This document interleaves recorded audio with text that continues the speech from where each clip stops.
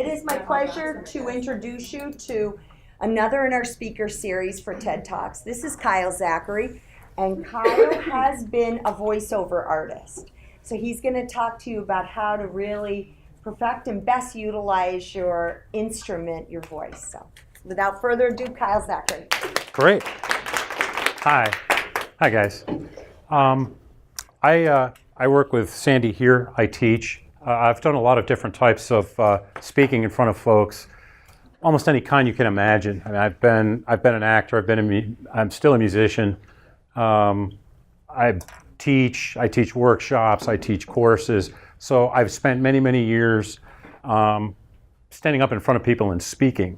And I guess you guys have to do that in this class, right? By the way, how long am I talking for? 15 minutes. Okay. Okay. I'll try to pay attention to that. Sometimes I get rolling and it's hard to shut me up. So anytime I'm going to do any kind of speaking in front of people or singing, if it's musical or if it's academic or if it's entertainment or anything, I sort of think about three big components of that. I think about what I'm actually communicating, what I'm saying. I think about how I'm going to say it. And I think about myself, my person, my body, my physical being as the instrument. Because when you're doing that, you're an instrument. Vocalists and actors do lots of voice training. And it's because you can really think of yourself as an instrument. Who here has done public speaking before? Few people. Who gets nervous about it? Yeah, it's a nerve-wracking thing. I mean, and it doesn't matter how long you've done it for. It doesn't matter, how sort of courageous or gregarious person you are. When you actually have to get up and present or speak something that is sort of pre-programmed, it makes you nervous. And that's just human nature. We get nervous about stuff like that. But I try to deal with that first, thinking about what I'm going to deliver. And this is going to sound sort of really obvious and common sense, but it doesn't make it any less true. You need to know what you're talking about, right? Lots of people have anxiety dreams, right? They go to the class and they haven't gone the whole semester and they have to take the test and they didn't read the book, right? Well, that's a really bad feeling, even in a dream.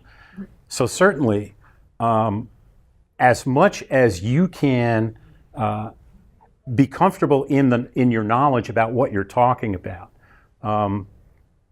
it makes a huge difference in making you relax and be able to deliver the stuff effectively.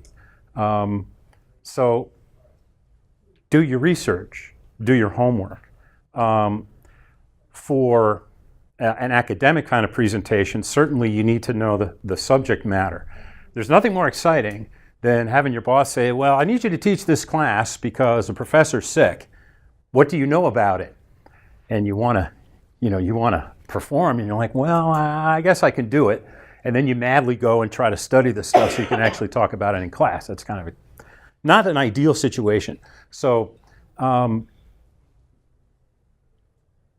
it really helps to get a background in what you're talking about. Seems like sort of stating the obvious, but it's amazing how often I've seen people overlook that. So really important, know what you're talking about. Be really careful about going off script. It's really tempting. Sometimes as we're talking or interacting with people, an idea pops in our head and we get all excited about it and you're like, oh, I can talk about this and it'll be even more interesting, or I can get some interaction with people. If you're really comfortable, and especially if you're experienced doing that, it can be very powerful and it can make what you're presenting even better. But it has a lot of risks, because if you get off script and you sort of get out of sequence with what you're talking about, it can be really hard to get back on track, and all of a sudden you've derailed yourself. And then your nerves come in and the panic comes in, and that all bets are off. If you're really comfortable with it, and a lot of times that comfort comes with experience, it's a great thing to do. And a lot of really good speakers are really good at it, sort of improvisation when it's appropriate. But be really careful with it. If you have any doubt, even though you may have the urge to do it, don't do it. You practiced a particular thing, you're ready to deliver it, and you're comfortable with it, especially if you don't have a lot of experience doing this stuff in front of people. Follow the script. There's nothing wrong with that. Okay? So build your knowledge, build your background, stick to the script, and you'll be okay. Practicing what you know is really important. I can know something in my head and be really comfortable sort of just thinking about it by myself or maybe chatting with a colleague about it. But if I have to do something else with it, something that's putting pressure on me, taking a test, or standing up in front of a bunch of people and expounding on something, that's a fair amount of pressure. So especially if you're sort of new to doing this sort of thing, or you're talking about something you haven't talked about before, you really want to practice. And that goes beyond just sort of running through it in your mind, or maybe writing notes on cards or something, or putting comments in your PowerPoint. I've seen so many people write these beautiful notes about what they're going to say on a PowerPoint. You know that place in PowerPoint you can put your notes? I never use it, because then I have to read it. If you have to read it, well, it's okay to have it, but you want to be able to speak without, you know, I'm looking at my PowerPoint and everybody's over here and I'm going, and the bum, bum, bum, bum. You have to be able to talk about what you're presenting like it's something you talk about every day. So the way to get that way is to, guess what? Talk about it every day, right? And it's better if you can talk to somebody else. Anybody who will listen. Your cat, right? Your spouse. I talk to myself. That's not quite as effective. But you just get in the habit of saying it. This is super important in a case where you may be talking about a topic that's relatively new to you, especially if it has vocabulary that you're not that used to speaking, or it has words that are hard to pronounce. Because guaranteed, if you're in that pressure situation and you're a little nervous and you get to some 10-cent word that has 6 syllables in it, and you're going to go gabba-dubba-dubba, and all of a sudden you're off the rails. I've had to sit there and look at a word that was hard to say and just say it over and over and over again until I can say it without thinking about it anymore. And it really helps. Because the most important thing for all this stuff is over time to sort of alleviate as much of the stress or the discomfort that you're feeling as possible. So if you've got a lot of tricky vocabulary, new language, speak it. And speak it to somebody else. So you just get used to doing it. It's like riding a bike, you know. It's like taking a test, really. If you think about taking a test is a high-pressure situation. You probably have the information in your head, but the test is forcing you to deliver it, right? How do you get ready for a test? Study. Which is basically practicing, right? Think of all the methods that you've learned how to study, right? Write your own questions. That's a classic one. Or just find practice questions. Studying for a test is just another form of practicing. So what does it do? In as much as it reinforces the information in your head, it makes you comfortable. It reduces your anxiety when the test actually comes around. It's really interesting to see what happens with people who do lots and lots of practice questions before a test. Their level of anxiety drops way off. I know from personal experience that's true. It works on tests, but it works on speaking in front of people as well. It's really a very similar kind of experience. So know what you're going to talk about. Practice it, especially if it's new, especially if it's got concepts or vocabulary or pronunciation that's tricky. Be comfortable with it.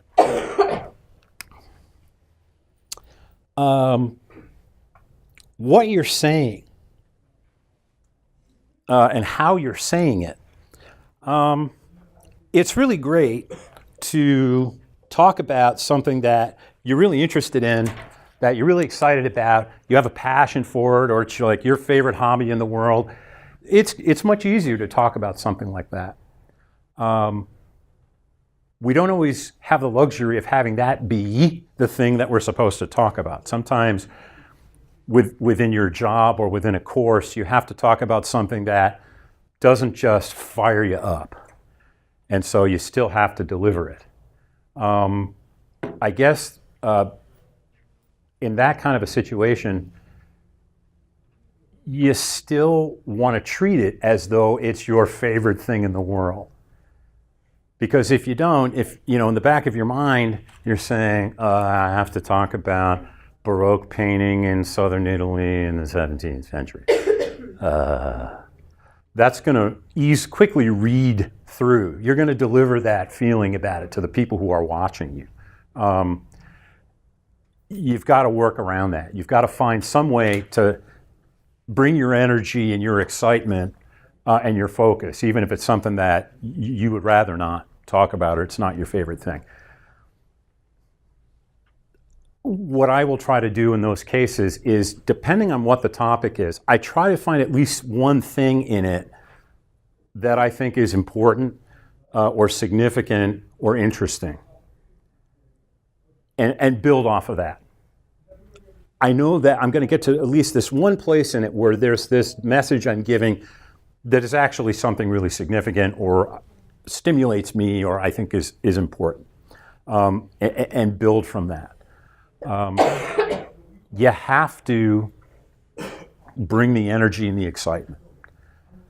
People who are watching you aren't going to bring it most of the time, unless I don't know, unless you're a super huge celebrity and everybody's excited to see you. But for most of us, that's not the case. So we have to bring it.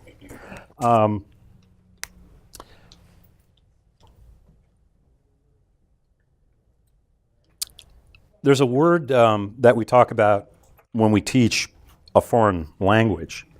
I've taught English as a foreign language for a long time. And we talk about register. And it's the idea that the way you're talking about something or the topic you're talking about or maybe the social context that you're talking about it in is appropriate. Think about a coach of a football team giving a pregame pep talk and the language and the intonation and the energy and the excitement that they're going to use. Then think about, say, a valedictorian giving their speech at a graduation.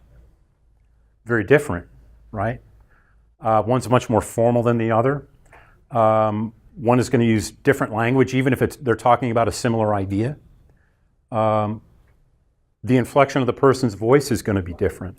All of those things we call register. Are you using the right register for the situation, right? I'm talking about speaking in public with you guys now. I'm not going to do it like Knut Rockne. Okay, you're going to go out and give a good speech, right? You're going to talk and you're going to talk and you're going to know what you're talking about. You're all going, what is he? You have to have the right register. So a couple of points about that. Everything that I'm talking about here, of course, has that sort of overarching rule. You always have to be conscious about who your audience is, and kind of what they're expecting from you, and making sure that how you're going about it is appropriate. A big part of that, though, and these two ideas are connected, I think it's super important to be yourself, no matter what, and no matter in what context you're having to speak or talk or sing or whatever you're doing in front of people. You have to be yourself. Nothing is easier to spot and more sort of disturbing to people who are watching you than something that's clearly phony. You've seen it, I'm sure, right? You can tell. Somebody's trying to do something in a way that's not natural to them, or they're trying to use language that's not natural to them. The worst thing is somebody who's trying to be funny, who is not inherently that way. Some of us are jokesters, and we could tell jokes and blah, blah, blah, and we're pretty good. There are those folks who just can't do it, right? They're your friends at the party, they try to tell a joke, and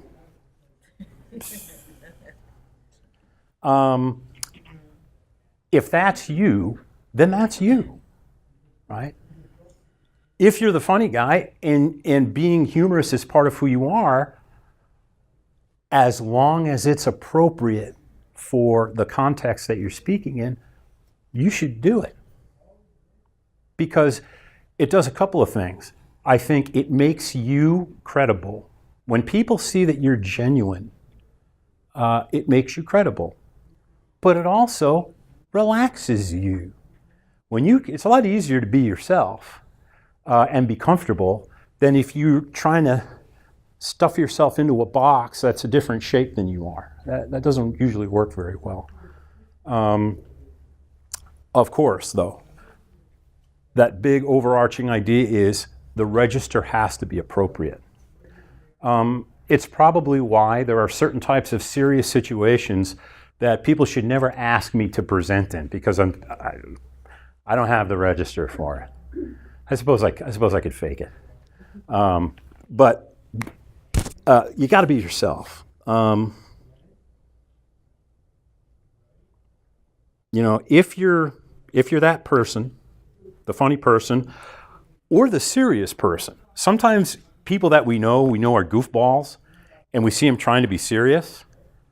It's comical, actually, to see somebody who inherently is sort of gregarious and funny and energetic, and they try to put on that face, and they try to be. It's absurd. Don't try to be somebody you're not. How are we doing for time? Okay. So let's talk about. So we've talked about knowing what you're talking about, practicing, right? How you say what you say. Be conscious of where you're saying it, who you're saying it to, what they expect, right? And be yourself. But then, and I leave this part for last because I think it's a part that most of us, unless we've had some kind of training or experience in performance or public speaking, we don't think about. But it's us as an instrument. You need to be sure that you're sort of tuned up. Speaking or singing in public is really like an athletic event. It's like a musical performance if you're not singing. If you're just speaking, you're still using an instrument. And people prefer to hear an instrument that's in tune and is played well, right? So, got to kind of get yourself ready. Couple of easy things to do in that regard. If you're going to speak, here's the first thing I wouldn't do, right? Don't do something you don't do in sort of your regular daily routine. Like, you're going to speak and you think you need to energize yourself, so you haven't had caffeine in 5 years, but you decide to drink a pot of coffee that day. Probably a bad idea. Maintain your routine. Keep everything sort of in equilibrium. But when you're approaching the time when you actually have to speak, if you have a routine, it will help warm up your instrument. And any time we do something that is routine, it tends to calm us down, right? We like routine. Humans like routine and predictability. So here's a routine that I use. It's really simple. Before you're going to go out and speak, warm your voice up a little bit. I do a vocalized yawning, right? Sometimes you yawn silently. Vocalize. You go, ugh. Do that with me. Vocalize with me. Ugh.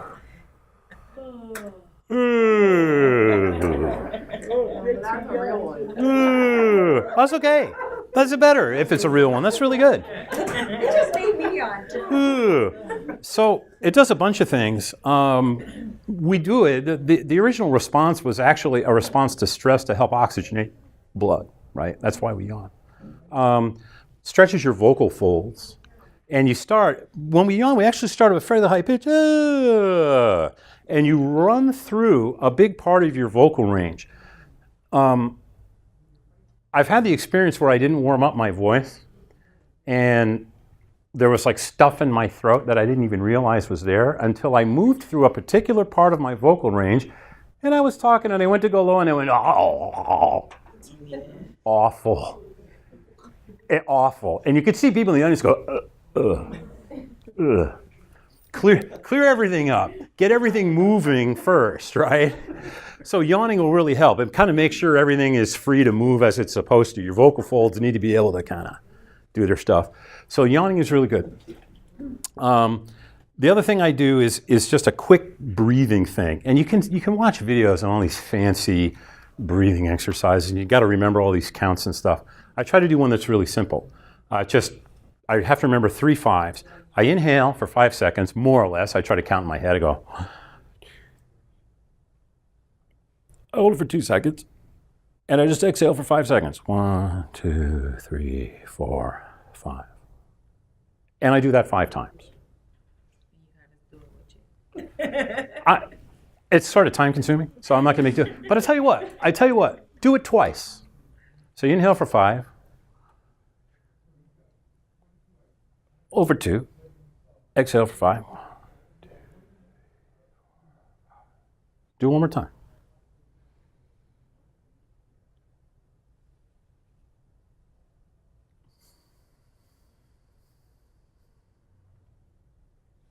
How do you feel? Good. Feel more relaxed? I notice when I do that. You can do that before I go to bed. Yeah. Oh, it's great. It's a great way to relax. I find I don't talk as loud. I'm speaking more quietly, right? But you still hear me, right? I get excited at the beginning and I'm yelling. I'm like, blah, blah, blah, blah. Okay, calm. Take it easy. So,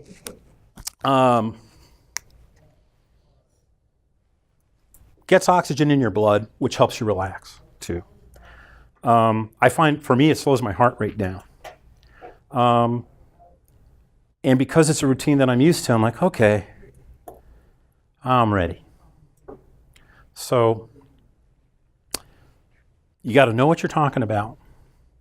You need to practice it. And you need to get this thing going. Some people stretch and do that sort of thing. If you're going to do something really physically involved, yeah, you probably need to. Actors have to do that, right? Athletes do it. Gymnasts and circus performers do it. But at minimum, if you're going to talk, make sure you at least work this thing out. And I think if you can sort of get your brain wrapped around those 3 things, and you get a bit of a rhythm going, do presentations a few times, and you start to get that pattern going, anybody can be a great speaker. That's about all I got. That was great. Thank you. I don't know. How did I do for time? Is that about right? All right. Thank you so much.